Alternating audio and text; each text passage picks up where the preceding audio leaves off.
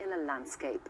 One very striking landscape is Dublin Port, and during the summer I met with some Dublin artists as they experienced the natural as well as the industrial.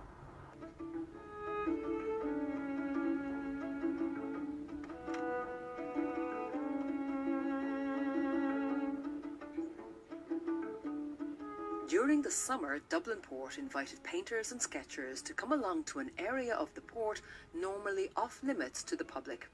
And what a day they got for what's called a plein air day. That is, painting live in the open air. This specific event is happening in the context of their 25-year master plan, part of which is fulfilling Dublin Port's cultural responsibilities as well as its economic responsibilities. And they've developed a programme called Port Perspectives, and that has involved the performing arts and, in this case, the visual arts. But in this particular case, we have the Dublin Sketching and Painting Club, long established in Dublin, huge reputation, very active group of artists who had their annual exhibition a couple of months ago, and they took the theme of the Liffey as one of their subject areas. And the CEO of the port, Eamon O'Reilly, opened their exhibition, and as a result of that connection, we started to discuss a working relationship, and that has resulted in the open air painting session today taking place in the port by the Sketching Club.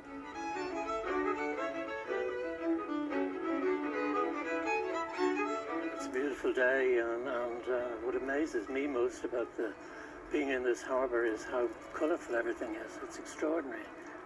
I had expected it all to be grey and mucky and dirty, but no, it's not. It's marvellous. The Dublin Painting and Sketching Club is 140 years old. Early members included Bram Stoker, Walter Osborne, Richard Orpin and Sarah Purser. Some members even used to take to the water to get action-packed views of the activities around the port area. Well, it was mainly down to one man, a man called George Prescott, who had bought a huge boat, and it was very broad-beamed, very shallow draft, so it was very good for sailing inshore. And they sailed mostly out of Poolbeg, sometimes out of Dunleary, and they went all around the bay painting from the deck of the boat, sometimes even in really bad storms. I mean, there were drawings extant from people like Alexander Williams, who must have been doing some kind of imitation of Turner lashed to the mast, painting really vile storms that they were in. For us, it's a strange echo of the past, because 140 years ago, people who started the club, they came sailing through this space on a huge boat they had, and they stood on the deck and they painted all around the bay. So the fact that they could do that then and we can stand here now and do it is very nice. The Poolbeg chimneys are surely one of Dublin's most familiar images, but they're not normally seen from this vantage point.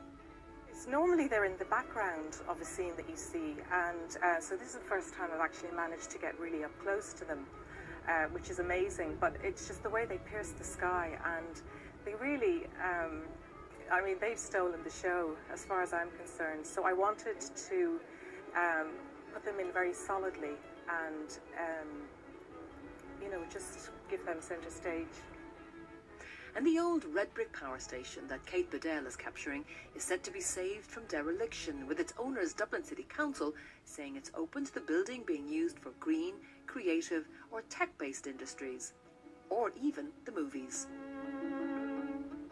It's a nice change to paint things that are, you know, very operational industrial machines, that and all the containers and in the centre of the city. It's a great viewpoint to be here, great to look down the river, and as well while painting here, watching huge boats pass by, and that it's actually been a great day. I love all these cranes. I'm not sure I could do them justice, but I have taken photographs to do paintings when I get home. I tend to work very large and very loose, so I always start with lots of sketches first, so I'm more a drawer than a painter. And what do you get from the experience of painting in the open air? I think what happens is I just lose myself and I merge in with the landscape. So I just absorb it into myself. being out painting in the outdoors, there's something really strange about trying to look at something like that and absorb it into yourself and then put that back down on the canvas. It sometimes has kind of a zen feel to it, that you become completely entranced by what you're doing, and tiredness doesn't enter into it until you stop, and then you sort of collapse and you can't get home fast enough and lie down and have a nap. But while you're out there, it's extraordinary how much energy and just enthusiasm comes through.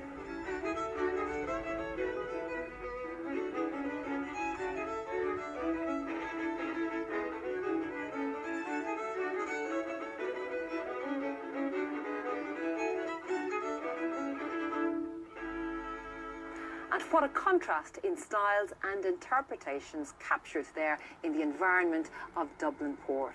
Well, we've come to the end of this evening's programme. Thanks indeed for watching. For all of us on the Nationwide team, good evening. On next Friday's Nationwide, two pioneering women talk their passion for horse racing. Plus, as Ireland prepare to take on Scotland in Murrayfield, we attend a Robert Burns night in Limerick City.